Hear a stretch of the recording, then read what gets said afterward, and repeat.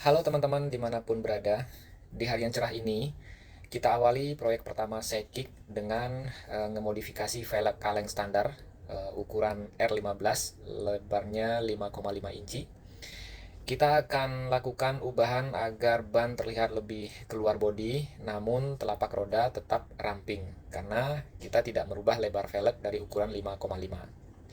Di samping itu, kita akan mencoba mengangkat pesona dan kelebihan velg besi atau velg kaleng ini. Kemudian konsep ubahan sidekick ini adalah dengan cara memanfaatkan komponen yang ada agar terlihat berbeda, namun dengan biaya yang semurah mungkin.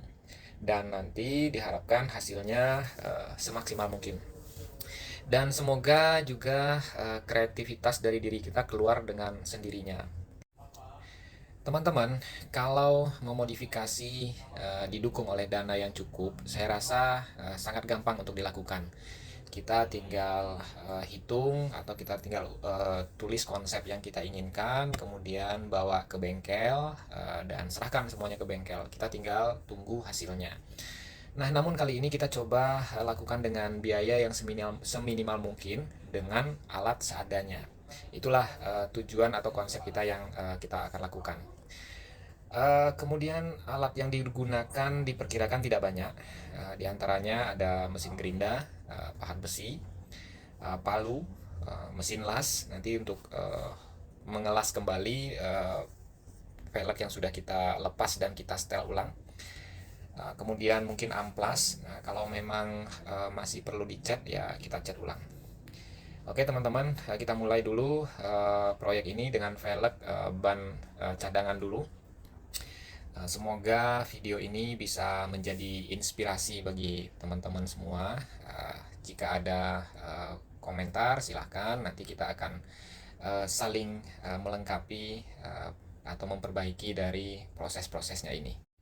Kita mulai dengan menggerinda untuk melepaskan bagian tengahnya.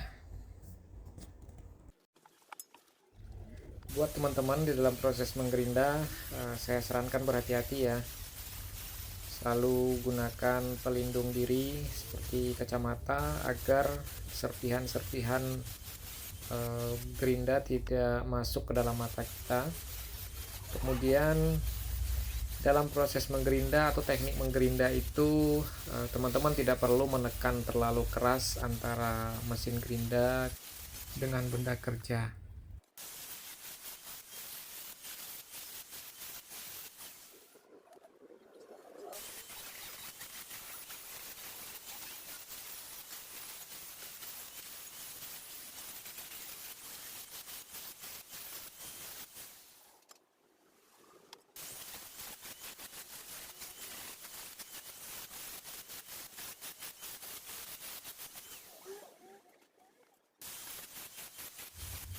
Setelah menggerinda bagian pengelasan, sekarang saatnya untuk melepaskan bagian velg dengan bagian tengahnya dengan dipukul dengan pahat besi. Kemudian teman-teman juga jangan lupa untuk membersihkan dan merapihkan bagian-bagian tadi yang sudah terlepas. Pembersihan dan perapihan ini bertujuan adalah untuk ketika memasang kembali nanti benar-benar bisa pas dengan velgnya, sehingga nanti pada saat penyetelan tidak akan mengganggu proses centeringnya. Setelah proses gerinda melepaskan las-lasan pabrik, sekarang kita pukul dengan pahat besi pelan-pelan. Kemudian kita bersihkan sisa-sisa las-lasan yang masih menempel. Kita haluskan agar nanti pemasangannya gampang, dan untuk proses centering di antara pelek dengan bagian tengahnya menjadi lebih gampang.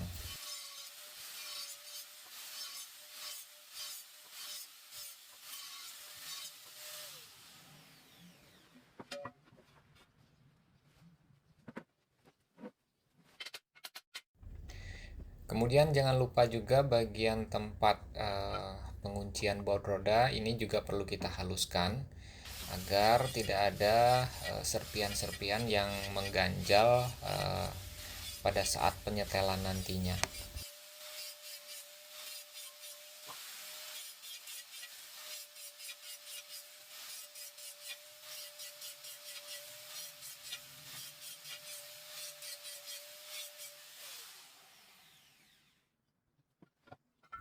Setelah proses penghalusan bagian-bagiannya tadi, sekarang proses pemasangan atau penggabungan antara bagian velg dengan bagian baut rodanya. Nah, pemasangannya tentu kebalikannya dari yang tadi. Memang teman-teman butuh kesabaran dan kehati-hatian di dalam proses ini, karena proses inilah yang sangat menentukan nanti velgnya center apa tidak.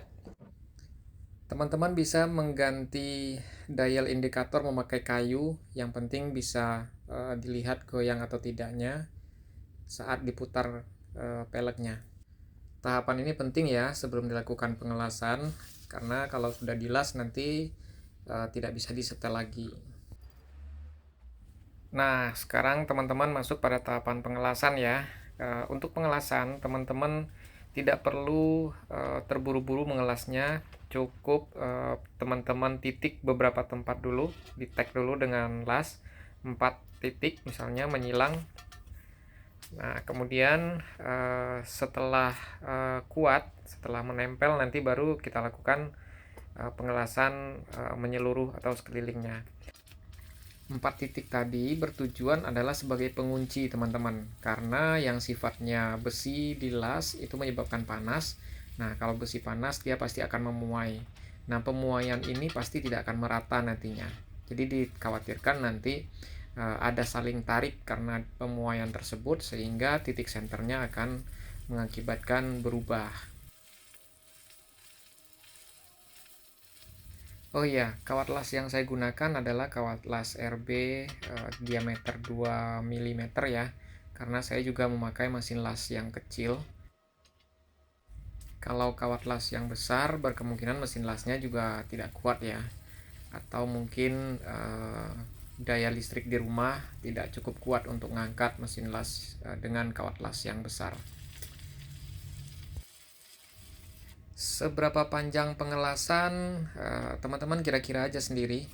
Mau dilas keliling juga boleh, atau mengikuti dari standar pabrik pelek tadi juga nggak apa-apa. Tapi dari tadi saya lihat waktu menggerinda awal tadi, pengelasan hanya di beberapa titik ya, 4 titik kalau nggak salah. Itu pun panjangnya lebih kurang 6 cm satu bagiannya. Nah, kalau teman-teman merasa kurang yakin dengan pengelasan sendiri, saya rasa bisa dilas keliling ya. Yang penting sebenarnya teknik pengelasan itu merata, pastikan melekat dengan sempurna antara kawat las dengan benda kerjanya. Teman-teman gak usah ragu ya, dengan hasil pengelasan sendiri teman-teman bisa belajar 2 atau 3 batang kawat las, nanti juga akan terbiasa. Jadi pengelasan itu sangat gampang, tidak perlu merasa khawatir. Setelah pengelasan, sekarang masuk kepada tahap pengetesan akhir ya. Teman-teman pasang lagi di tempat roda depan. Pengetesan akhir ini sama caranya dengan pengetesan pada saat sebelumnya, yaitu dengan memasang kembali, dikunci dengan baut roda, kemudian diputar sambil diperhatikan masih apakah goyang atau tidak. Kalau masih goyang berarti hasil pengelasan dan penggerindaan teman-teman tadi kurang sempurna. Nah, demikianlah prosesnya teman-teman. Sekarang kalau sudah selesai, lakukan kepada keempat velgnya. Kemudian setelah selesai keempat-empatnya atau kelima-limanya, teman-teman bisa memasang kembali roda yang sebelumnya. Nah, ini penampakan sebelum ya. Sebelum velgnya dirubah, ini masih posisi standar. Ini teman-teman lihat masih rata bodi, antara ban dengan fender masih rata. Inilah kondisi before-nya. Velg masih standar, bannya juga masih standar, masih rata bodi. Nah, kemudian saya beli ban bekas ukuran 31. Nah, ini sudah kelihatan velg selongnya, bannya sudah gede. Itulah teman-teman kreativitas saya dalam modifikasi sidekick. Mudah-mudahan berguna bagi teman-teman. Oke, terima kasih sudah menonton. Salam semuanya.